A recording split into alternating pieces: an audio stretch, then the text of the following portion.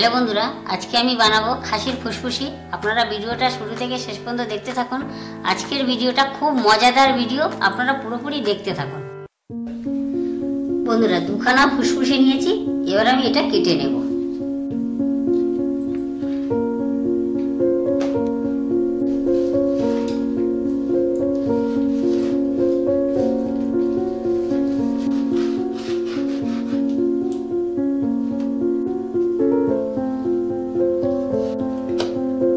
বন্ধুরা এটা একটু কাটতে গেলে একটু পন্সের মতন, তো একটু কাটতে একটু অসুবিধা হবে, কিন্তু আস্তে আস্তে কাটলে পুরোপুরি কাটা হয়ে যাবে।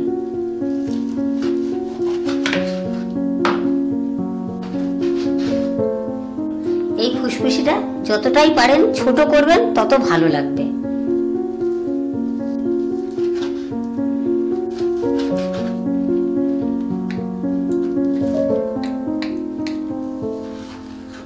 বন্ধুরা আমার ছেলে যে স্টার্টিং এ যে ভিডিওটা করেছে আপনাদের কেমন লেগেছে আপনারা কমেন্ট করে অবশ্যই জানাবেন।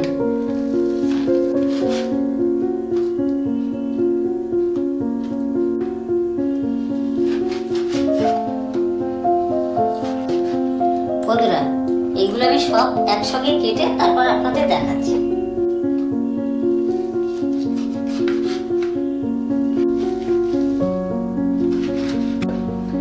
বন্ধুরা ফুসফুসিগুলো আমার কাটা হয়ে গেছে, আর সাথে অল্প একটু চর্বি নিয়ে এসেছিলাম, সেটাও আমি এর সঙ্গে দিয়ে দেবো। এবার আমি এগুলো ভালো করে ধুয়ে নেব।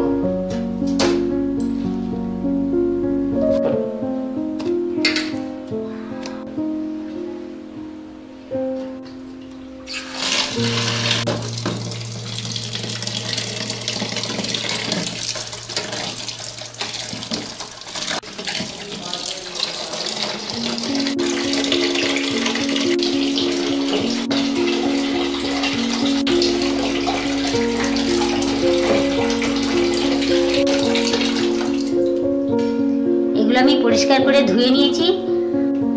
এখানে একটা গামলা নিয়েছি, তার মধ্যে অর্ধেকটা জল নিয়েছি, এর মধ্যে দিয়ে দেবো। এগুলো দিয়ে আমি সিদ্ধ বসাবো।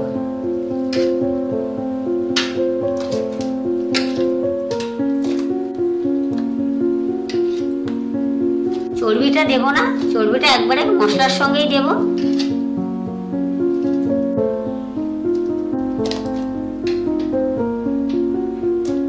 গ্যাসটা এবার আমি ধরিয়ে দিচ্ছি।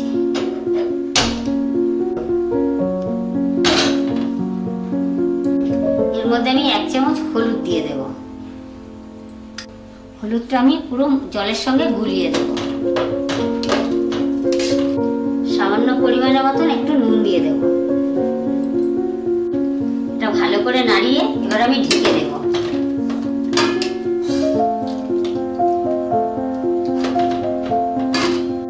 মশলার মধ্যে কি কি লাগছে সেটা আমি বলে দেবো। মশলার মধ্যে কি কি নিয়েছি সেটা আমি বলে দিচ্ছি। এর মধ্যে নিয়েছি কাঁচা লঙ্কা আর ধনেপাতা বাটা, এখানে আদা রসুন বাটা, এখানে শুধু পেঁয়াজ বাটা, টমেটো বাটা, জিরের গুঁড়ো, নুন, হলুদ, লঙ্কার গুঁড়ো, গরম মশলা, সর্ষের তেল, তেজপাতা, গোটা গরম মশলা, জিরে আর একটা গোটা রসুন। বন্ধুরা দেখুন এটা সিদ্ধ হয়ে গেছে, আর এর যে রক্তের যে ফেনাটা সেটা বেরিয়ে গেছে। এবার আমি এটা ছেঁকে ভালো করে ধুয়ে নেব।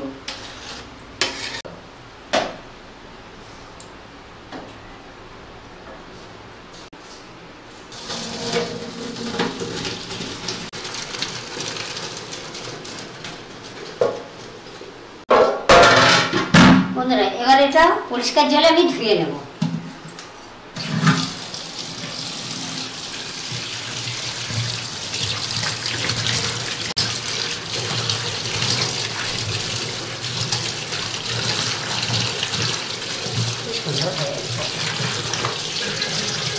বন্ধুরা গ্যাসটা আগে জ্বালিয়ে আমি কড়াটা গরম করতে দিয়েছি। এবার আমি সরষের তেলটা দিয়ে দেব।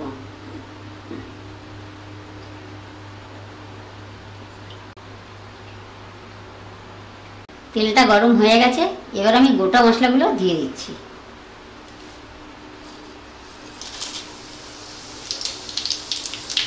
তেলের মধ্যে একটু আমি হলুদ দিয়ে দেব। এবার আমি পেঁয়াজ বাটাটা দিয়ে দেব।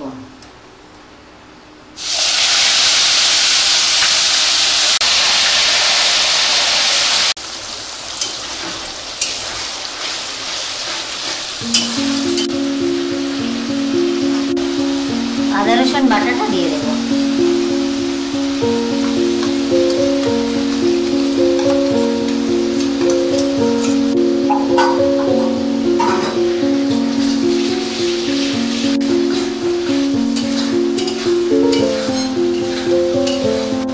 টমেটো বাটাটা দিয়ে দিচ্ছি।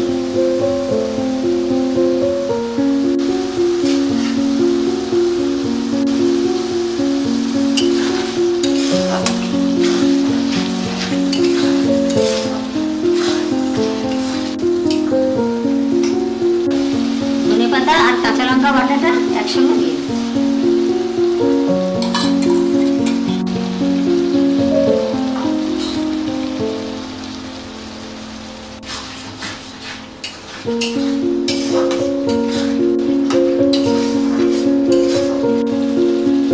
হলুদটা দিয়ে দিচ্ছি। জিরের গুঁড়ো, শুকনো লঙ্কার গুঁড়ো, স্বাদ মতো নুন,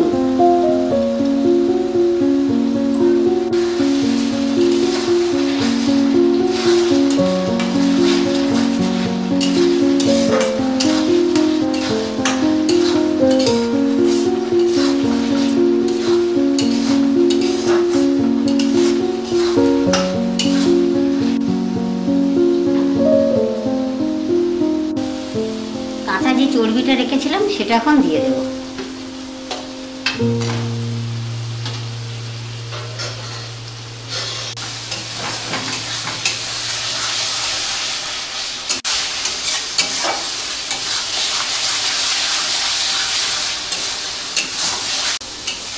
মশলাটা ভালো করে কষে নিতে হবে। এবার আমি যে ফুসফুসিটা সিদ্ধ করে রেখেছিলাম এবার আমি মশলার মধ্যে দিয়ে দেবো।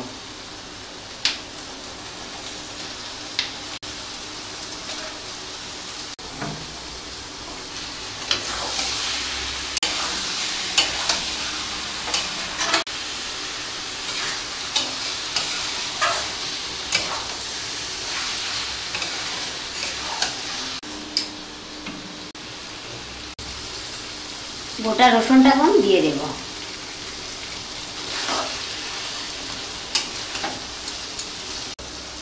এইটা এখন আমি 30 মিনিট ধরে কষতে থাকবো। মাঝে মধ্যে ঢাকা দেব।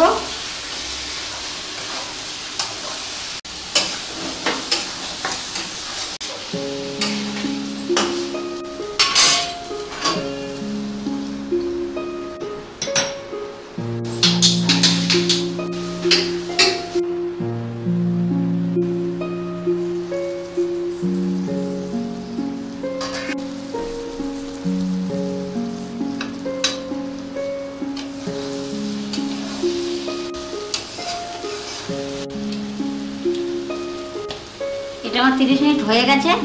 এবার আমি গরম মশলা দিয়ে একটু ভালো করে নাড়িয়ে দেব। গরম মশলাটা এবার দিয়ে দিচ্ছি।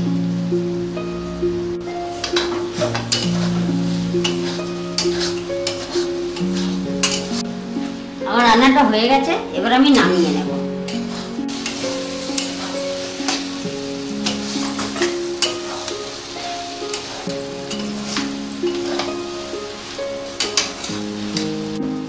এবার আমি নামিয়ে নিচ্ছি।